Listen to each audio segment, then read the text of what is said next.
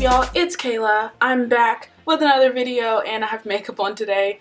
Let me tell you, powder on the brows goes a long way, but let me just tell you, I'm at my wit's end with growing out my eyebrows. Someone please help me. Leave some encouraging comments below. Have you tried to grow your eyebrows out from scratch? How long did it take? How long did you feel ugly? Because it's just too much right now. Anyway, you see the title of this video. I'm going to get into the pros and cons of going on a keto/low carb diet. Before I get into this video, make sure you subscribe to my channel. I post videos about my life, weight loss, wellness, and my journey to self-love and happiness. Make sure you click that subscribe button and hit that bell icon so you know every time I post a new video, which lately I've been kind of erratic, so you never know when a new video is going to be up, so make sure you click that. So let's get started with the pros. When you start a low carb diet, you get immediate results. Immediate results. I'm talking the first day you'll see results on the scale. By the end of the first week, you'll be blown away. Unless you try some fasting or some kind of bullshit detox thing, you're not going to be able to drop weight as fast as you will at the beginning of a low carb diet. That can be really motivational. That can inspire you to keep going. If you see the change on the scale, you're like, yes, I can do it. Weight loss is not as hard as I thought it would be. I'm going to keep going. I love that. That is something I really needed at the very beginning of my weight loss journey because I just felt kind of stuck. And the first week of results, it was enough to keep me pushing. Of course, the results kind of tapered off a little bit, as they always will, but seeing the scale drop a little bit every day really helped me keep going, and if I didn't do it, I wouldn't be here today. Decrease in appetite. This is a big one. To lose weight, you need less calories and your body needs to maintain your current weight. So, how are you going to eat less calories without feeling hungry? On a low carb diet, it's a lot easier. When you get into ketosis, your appetite decreases. In my opinion, by a lot. Maybe not for some people, depending on how low carb you go. In my case, after a few days, I am not really hungry at all. That is so good and filling. Oh my gosh. On other traditional diets, you know, it's moderate protein, low fat, high carb. But like, can you imagine not being able to eat bacon and cheese and oils, just oils all over the place, and butters all over the place, cream cheese, avocados? Just think of all your favorite fatty foods and imagine having to limit those. No. Foods higher in fat are so satisfying. They taste good, they make your body feel good, they give you energy. I love fat. I don't think I'll be able to eat low fat ever for the rest of my life. It's just not a thing. I want my oils, I want my bacon, I want my avocado, I want it all. Low carb diets are perfect, in my opinion, perfect for people that have insulin resistance or PCOS.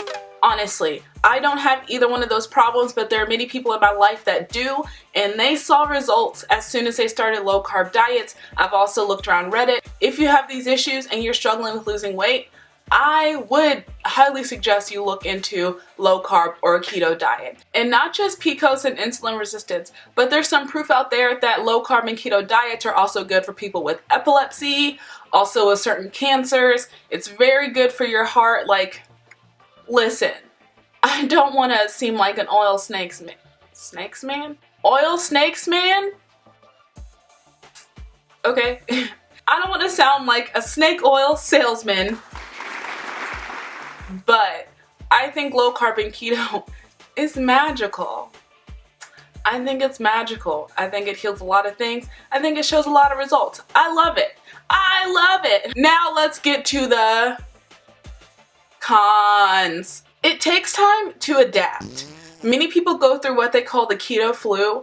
I personally don't really experience it. I do experience some insomnia, but from day one to even some people through the second week, they have insomnia, headaches, fatigue, muscle aches and pains, grogginess. They feel flu-like symptoms and they call it the keto flu. Now, if you can push through that, you'll be fine. The keto flu throws so many people off.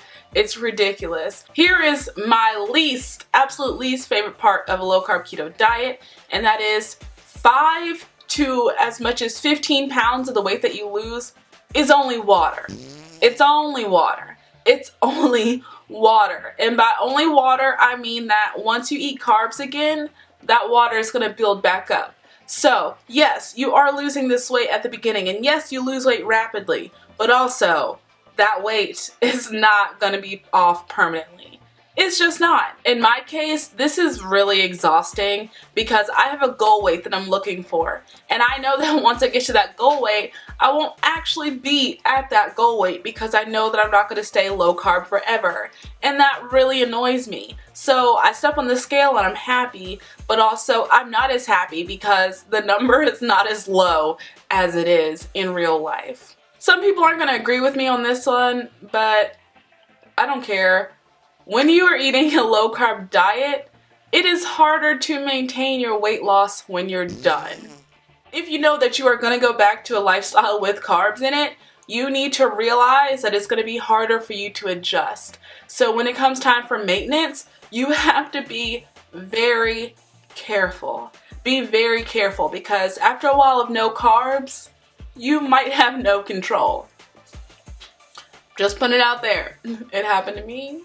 Right after I lost 100 pounds, I went out and got some donuts and cinnamon rolls. For what, Kayla? You could have picked one. Did I? No. This one is very self-explanatory. On a low-carb diet, it can be difficult to navigate social situations.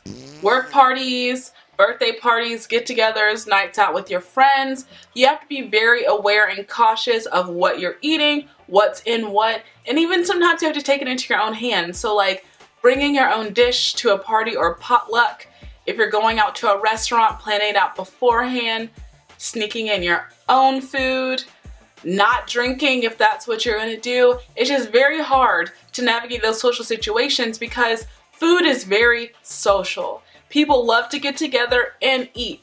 And what are they eating? Sugar and bread. That's what they're eating. We all know it. That's what they're eating. There's cake, cookies, chips, pizza, the whole shebang. It's really hard. And once you're in a low carb diet, you realize, holy shit, can we do anything without eating? So those are my pros and cons for low carb diets. Honestly, I still love low carb. I still pimp it out. I tell everyone about it. But I also do see why some people are turned off by it, and I see why people quit. It's very easy to quit. It's hard and it's not for everyone. Low carb diets have really worked out for me in many ways, but there are also ways that it's not ideal for me personally. And that's something I've come to terms with, and I know. If you continuously fail on a low carb diet, you have to look at what you've gone through and look at the struggles you've had and think, maybe I should try something else. It's always an option. Weight loss is weight loss is weight loss is weight loss is weight loss. I promise. It's all the same. Calories in, calories out. There's just different methods of it, and some are better than others for certain people. Go ahead and give this video a thumbs up. It helps me a lot. It lets me know what you all want to see from me. Again, don't forget to subscribe. I will talk to you all later. I'm gonna go make a low carb meal. A egg roll in a bowl. Bye.